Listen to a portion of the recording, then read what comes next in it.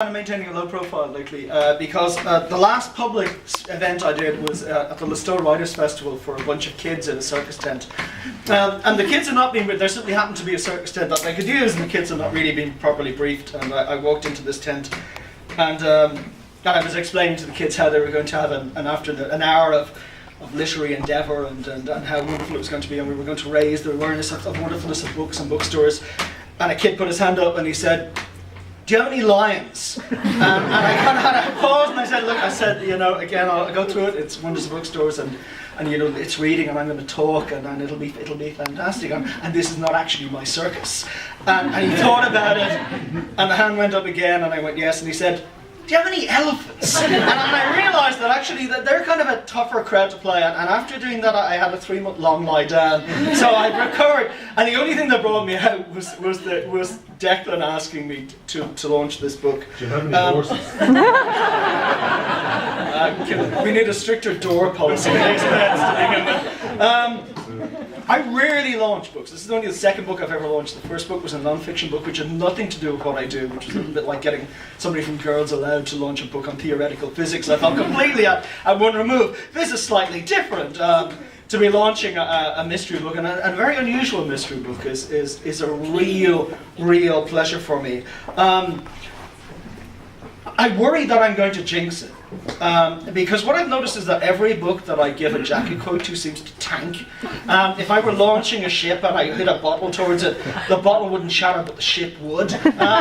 And so I was a bit reluctant to come here, and so I thought maybe I can just mitigate it slightly by not putting my name on the front of poor Declan's book, and maybe that will be okay. I've recently given a James Lee Burke a jacket quote, and if his career tanks, I will know that it's me, because he seems to be doing quite well so far. But it is the curse of, it's that idea of what do you do when a friend asks you to do something? When a fellow writer asks you to do something, when a fellow writer asks you to read a book, when a fellow writer asks you to launch a book.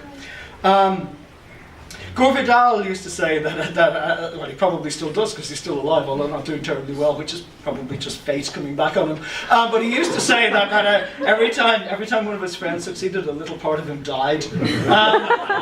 And that's a very kind of common writerly outlook, actually. Writers kind of feel that way. A well-balanced writer is the kind of person who would say, well, I don't mind if my friends succeed as long as they don't succeed as much as I do.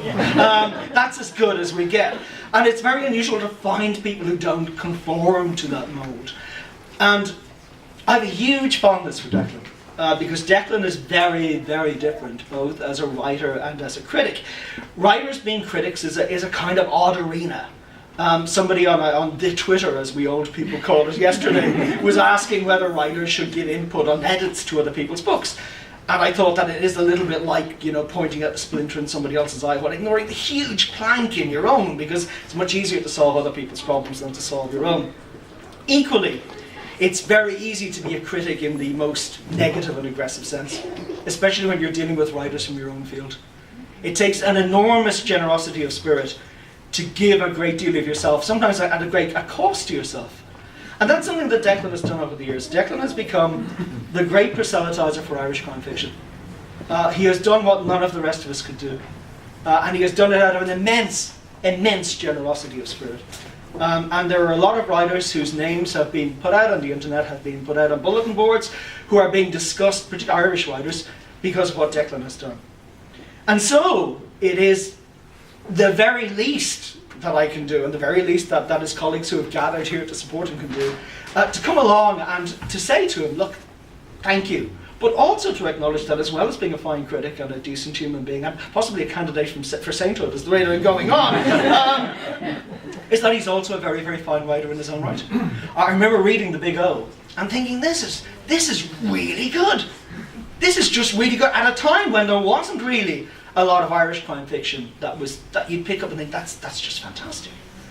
But it had picked up a whole lot of lessons from the Americans in particular, and had used them to create something different and uniquely Irish, and also uniquely his own voice. It was a very, very fine piece of work. It was witty, and it was peculiar, and it was different. And over the years, he's continued to write, he's continued to produce books, and I think perhaps, you know, as somebody who's published a lot, I think maybe his quality control is better than mine. I think he looks at things and he puts them away for a while and he thinks, these are not ready yet. And eventually a book emerges. And so Absolute Zero Cool is a very, very odd book. The first time I read it, I wasn't quite sure what to make of it, but I couldn't quite shake it. And when I was sent the finished copy, I read it again. And I thought, this is a book that's going to hang around. It's going to hang around because it's been hanging around in my mind since I read the manuscript nearly a year ago. It's incredibly adventurous. And it is also a book that manages to be both uniquely Irish and yet acknowledge a tradition of crime writing. Acknowledge what has gone before. And I think that's the mark of a good writer, maybe even the mark of a great writer. That ability to take the traditions, to look at them, to pick and choose from them, to add them into this great big mix, and then to produce something incredibly individual. It's very easy to produce something that simply is a pale imitation of what's gone before. Declan has never done that. This is a quite extraordinary novel. Somewhere I think Flann O'Brien is laughing, because I think it is the kind of book that he would have admired. It reminded me a lot of times of The Third Policeman. It had an incredible awareness. The only thing that really bothered me about it was that it just struck me that Declan was so much smarter than I was. And I thought, well, I'm not sure that I'm comfortable hanging out with people who are that intelligent. But it is a real pleasure to be here. I wish this little book Godspeed. I think that it is a book that's going to pick up readers. It's a book that's going to pick up readers through word of mouth. I think the critical response to it is going to be very, very good. And I do think that in 10 years' time it will be looked upon as one of those little markers in Irish crime fiction.